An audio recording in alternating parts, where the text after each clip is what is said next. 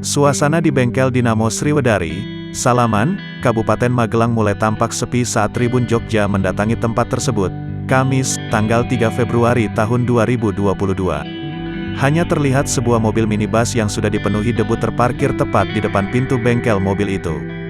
Gempar Aprilianto, 29, sang pemilik bengkel Dinamo Sriwedari mengatakan, mobil itu sebenarnya milik pelanggannya yang sudah sebulan lamanya ditinggal untuk dilakukan perbaikan. Kejadian bermula pada tanggal 27 Desember tahun 2021 lalu.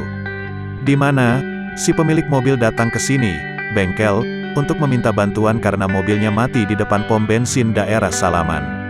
Lalu, saya usulkan untuk didorong saja ke sini, karena kebetulan tidak ada yang menjaga bengkel saat itu, ucapnya kepada tribunjogja.com, pada Kamis, tanggal 3 Februari tahun 2022. Lalu, sang pemilik mobil pun mengiyakan.